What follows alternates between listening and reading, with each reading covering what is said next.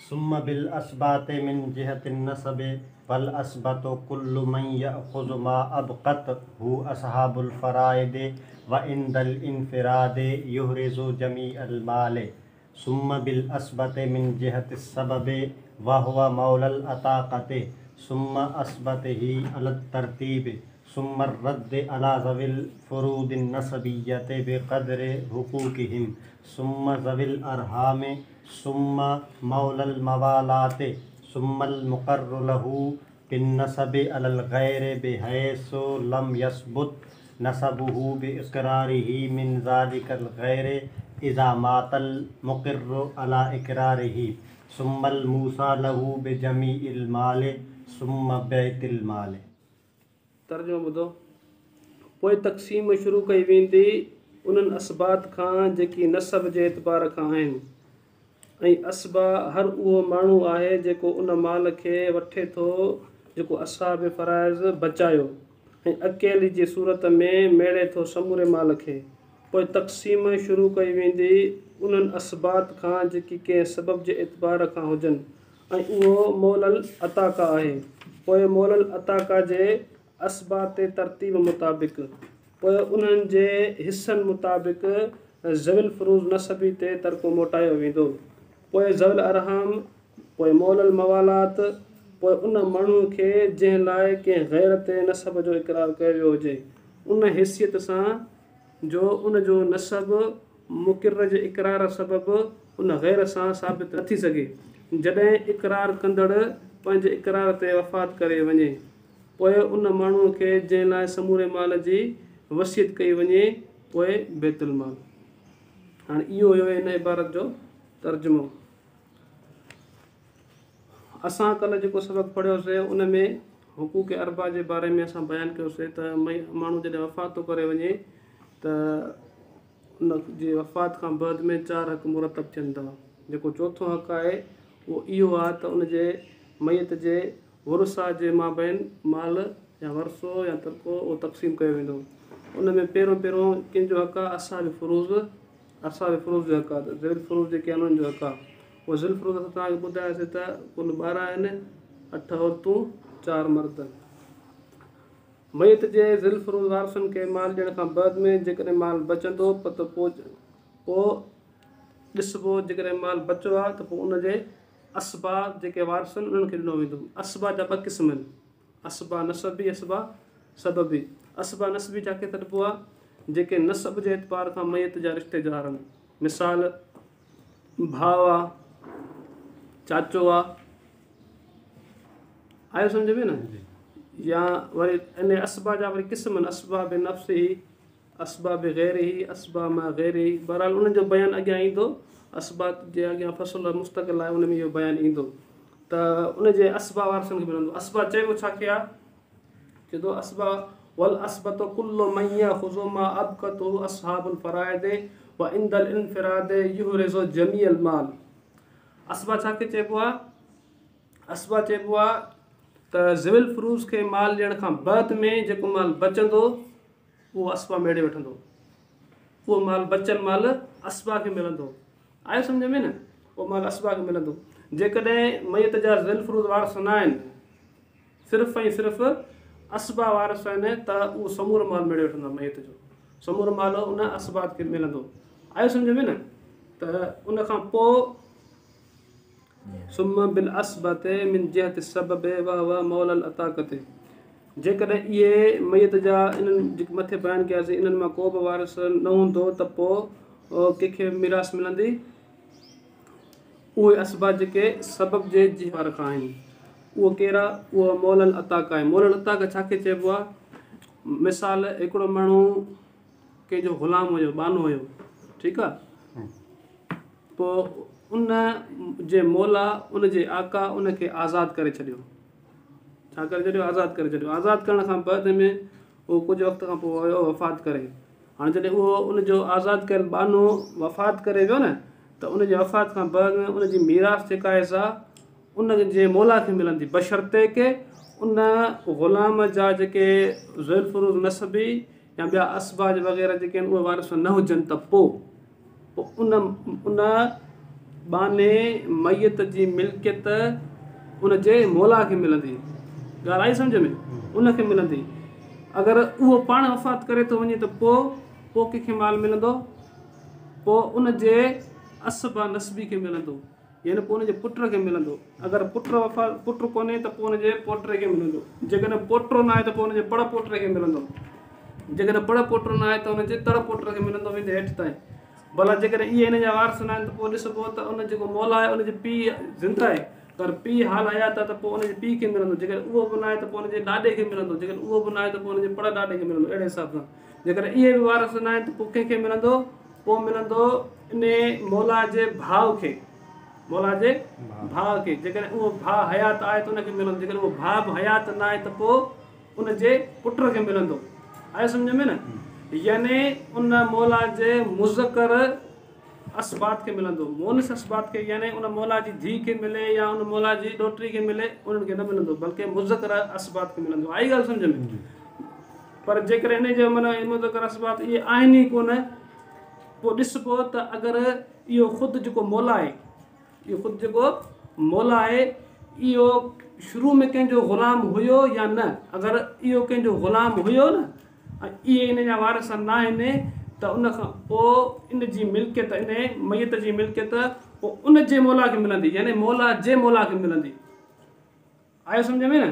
त सुम असबत इहा अलॻि तरतीब जो मतिलबु इहो आहे। जेकॾहिं उनखां पोइ सुम रद अला ज़विल फ़ुरूज़ नसबियत, उनखां पोइ जेकॾहिं इहे वारस न आहिनि, मज़कूर जेके असां बयानु कयासीं मथे बयानु कयल वारसनि मां को बि वारस न आहे त पोइ चए थो ज़विल फ़ुरूज़ नसबी ते रद्द कयो वेंदो उन्हनि जे हिसनि मुताबिक़, उन्हनि जे हिसनि मुताबिक़।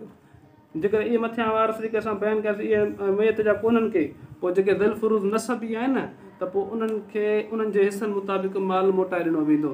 पर इन में ॿिनि ॻाल्हियुनि जो जेको आहे ख़्यालु रखियो वेंदो। हिकिड़ो त उन्हनि खे उन्हनि जे हिसनि मुताबिक़ माल विराए ॾिनो वेंदो, माल तक़सीम कयो वेंदो उन्हनि जे हिसनि मुताबिक़। ऐं ॿियो इहो ख़्यालु कयो वेंदो त उनजे ज़िल फ़ुरूज़ जेके सबब आहिनि उन्हनि खे मिल्कियत न मिलंदी, मैयत जो माल उन्हनि खे न मिलंदो। छो त उन्हनि खे जेको हक़ु मिलियो सो मिलियो, बाक़ी जेको बचंदो उहो ज़िल फ़ुरूज़ नसबी खे मिलंदो, सो उन्हनि जे हिसनि मुताबिक़। ज़िल फ़ुरूज़ सबबी खे न मिलंदो, यानी ज़ाल ऐं मुड़ुस खे न मिलंदो। आहे सम्झ में? जेकॾहिं इहे बि वारस न हुजनि त पोइ मैयत जो माल कंहिंखे मिलंदो? पोइ मैयत जो माल मिलंदो ज़विल अराम खे। ज़विल अराम कहिड़ा रिश्तेदार आहिनि? ज़विल अराम उहे मैयत जा रिश्तेदार आहिनि जेके न ज़विल फ़ुरूज़ आहिनि न ई असबा आहिनि। आहे सम्झ में न? इहे थोरो परे वारा रिश्तेदार आहिनि, जीअं मिसाल मामू आहे, मासी आहे, या पुफी आहे, भाणेज आहे, भाइटी आहे। बाक़ी भाइट जेको आहे सो उहो असबात मंझि आहे, भाइटी ज़विल अराम मंझि आहे। अहिड़े तरीक़े सां वरी उन्हनि जो औलाद, मिसाल मासी आहे उनजो औलाद मासात, वरी उन्हनि जो औलाद, वरी उन्हनि जो औलाद ईअं हेठि ताईं। वरी जेकॾहिं भाणिजनि त अहिड़े हिसाब सां उन्हनि जो औलाद हेठि ताईं। आहे सम्झ में न? इहे ज़विल अराम रिश्तेदार आहिनि। या वरी मामू आहे त मामे जो जेको औलाद आहे मारोट आहे, वरी उन्हनि जो औलाद हेठि ताईं। इहे सभु छा आहिनि? ज़विल अराम आहिनि। जेकॾहिं इहे मज़कूर मथे जेके बयानु वारस कयासीं इहे न आहिनि त पोइ ज़विल अराम रिश्तेदारनि खे मैयत जी मीरास मिलंदी। जेकॾहिं ज़विल अराम वारस कोन्हनि त पोइ सुम मौलल मवालात, पोइ मौलल मवालात खे मीरास मिलंदी। मौलल मवालात छा खे चइबो आहे? हिकिड़ो मजहूल नसब, को शख़्स मजहूल नसब जंहिंजो नसब मालूम न हुजे, मजहूल हुजे, ठीकु आहे न? उहो कंहिं माण्हू खे चवे थो त जेकॾहिं मूं का जिनायत कई या मां का चटी कई या मूं अहिड़ो को नुक़सानु कंहिंजो कयो त उनजी दियत ऐं मुंहिंजे मथां वाजिबु थी वञे त उहा दियत तूं भर, ऐं मां मरी वञा त मुंहिंजे मिल्कियत जो वारिस तूं आहीं। इहो माना कंहिं माण्हू सां इहो मुआहिदो थो करे थो, इन खे तरबो अक़दे मुवालात। छा तरबो आहे? अक़दे मुवालात। इहा अक़दे मुवालात कई, उनखां बाद बि उहो माण्हू वफ़ात करे वियो त हाणे उनजा ॿिया के वारिस न हूंदा न, उन्हनि जे ॿियारनि वारसनि जी अदम मौजूदगी में उन मैयत जो माल उनखे मिलंदो जंहिंसां हिन इहो अक़दे मुवालात कयो। आहे सम्झ में न? उनखां पोइ आहे अल मुक़र्रर लहू बिन नसब अल गैर बिहैसु लम यसबुत नसबहू बिइक़रार ही। उनखां बाद में जेकॾहिं इहे मज़कूर जेके असां बयान वारस कयासीं इन्हनि मां को बि वारस न आहे त पोइ मयत जो माल कंहिंखे मिलंदो माना अल मुक़र्रु लहू बिन नसब अल गैर बिहैसो लम यसबुत नसबहू बिइक़रारिही मिन ज़ालिकल गैर इज़ा मातल मुक़र्रु अला इक़रारिही। अगरि मज़कूर वारसनि मां को बि कोन्हे त पोइ मयत जो माल मुक़र्रु लहू बिन नसब खे मिलंदो।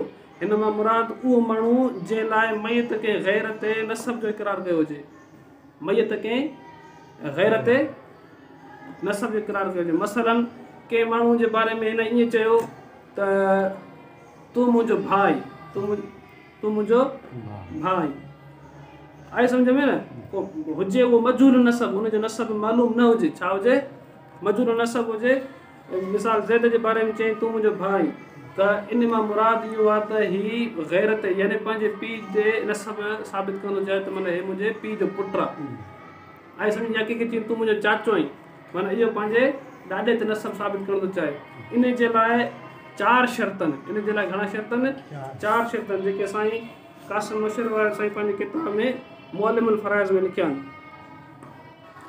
पोइ जेकॾहिं इहो मल्हाइनि त पोइ मूसा सुम्मा मूसा लहू बि जमील माल पोइ ॾिसबो जेकर इहे जेके असां वारिस बयानु कयासीं अगरि इन्हनि मां को बि कोन्हे त पोइ छा कबो, पोइ मूसा लहू बि जमील माल माना जंहिंजे लाइ मयत जेको आहे सो वसीयत कई आहे त बाबा मुंहिंजे मरण खां पोइ समूरो माल फलाणे खे ॾिजो, ठीकु आहे न। हाणे इहो माण्हू वसीयत करे मरी वियो ऐं वसीयत इहा करे त मुंहिंजे मरण खां पोइ समूरो माल फलाणे माण्हू खे ॾिजो, पोइ छा कबो उनजे वसीयत जेका आहे सा कुल माल में न थींदी, बल्कि उन वसीयत जो इजरा जेको आहे सो सुलुस मां थींदी, बशर्ते के उनजा ॿिया ज़िंदा वारिस मौजूदु आहिनि, उन ॿिया वारिस ज़िंदा मौजूदु आहिनि त पोइ आहे सम्झ में न। जेकॾहिं उनजा को बि वारिस कोन्हे, उनजो ॿियो को बि केर बि वारिस न आहे त पोइ उन सूरत में मूसा लहू जेको आहे न जंहिंजे लाइ इन मूसी यानी वसीयत कंदड़ इन मूसी उन मूसा लहू जे लाइ जेका वसीयत कई आहे उहो समूरो माल उनखे ॾिनो वेंदो, आहे सम्झ में न। छो त ॿियो को वारिस न आहे। उनखां बाद में आहे जेकॾहिं को बि कोन्हे को ईअं मुजरद आहे पर माल वेसो ईअं वफ़ात करे वियो त पोइ उनजो माल जेको आहे सो बैतुल माल में जमा कयो वेंदो। पर बैतुल माल में कॾहिं जमा कयो वेंदो जॾहिं बैतुल माल जो निज़ाम इस्लामी कानून मुताबिक़ हुजे। बैतुल माल जो जेको निज़ाम आहे उहो इस्लामी कानून मुताबिक़ हुजे ऐं उहो जेको सही माना में ख़र्चु कंदा हुजनि, जेके इस्लामी हुकूमत आहे सही माना में ख़र्चु कनि त पोइ बैतुल माल में जमा कयो वेंदो। पर असांजे हिन असर हाज़िर में हिन दौर मौजूदा दौर में बैतुल माल जो जेको निज़ाम आहे उहो धरम भरम आहे, बदनज़मी बदनिज़ामी जो शिकार आहे। इन जे करे मुताख़िरीन हज़रात हेठां लिखियल आहे वइंदल मुताख़िरीन या रुद्दो अला ज़ौजैन फ़क़्त बैतुल माल। जेकॾहिं इहो मुताख़िरीन बुज़ुर्गनि जी फ़तवा आहे त जेकॾहिं इहो बैतुल माल जो जेको निज़ाम आहे उहो बदनज़मी ऐं बदनिज़ामी जो शिकार आहे त पोइ इहो माल जेको आहे सो मयत जो केतिरे ज़ौजनि ते रद्द कयो वेंदो। ज़ौजनि ते रद्द कॾहिं कयो वेंदो जॾहिं उन मयत जा ज़वल अरहाम रिश्तेदार न हुजनि त पोइ। जेकॾहिं मयत जा ज़वल अरहाम रिश्तेदार हूंदा त पोइ माल जेको आहे सो ज़ौजनि खे न ॾिनो वेंदो। मिसाल मां तव्हांखे इहो ॻाल्हि मिसाल ॾेई करे तव्हांखे वाज़े करे सम्झायां थो त मिसाल हिकिड़ो माण्हू वफ़ात करे पोयां हिकिड़ी ज़ाल छॾियसि ऐं हिकिड़ो भाणेज छॾियसि, ज़ाल ऐं भाणेज। हाणे उहो माण्हू वफ़ात करे वियो त पोयां जेको तरको छॾे वियो न, मिसाल 100 रुपया छॾे वियो, मिसाल 100 रुपया छॾे वियो त हाणे उन जेको ज़ाल आहे न ज़ाल खे उन 100 जो चोथों हिसो मिलंदो, छो त उनखे औलाद कोन्हे का। जेकॾहिं औलाद हूंदी त ज़ाल खे 8 हिसो मिलंदो, जेकॾहिं औलाद न आहे त पोइ उनखे चोथों हिसो मिलंदो। हाणे 100 जो चोथों हिसो घणो आहे 25, ठीकु आहे न। 25 रुपया उन ज़ाल खे मिलंदा, भाई घणा बचा 75 कंहिंखे मिलंदा भाणेज खे, आहे सम्झ में न। हिते जेको आहे सो माना हिनखे नालो छा अथसि अधु ज़ौजनि ते रद्द न कबो, ज़ौजनि मां कंहिं बि रद्द न कबो। जेकॾहिं ज़वेल अरहम रिश्तेदार हूंदा त पोइ ज़ौजनि ते रद्द न कबो, जेकॾहिं ज़वेल अरहम रिश्तेदार न आहिनि त पोइ ज़ौजनि ते रद्द कबो। ठीकु आहे, अॼु सबक़ जो ऐसे ताईं इंशाअल्लाह सुभाणे फ़सलुन फ़िल मवानी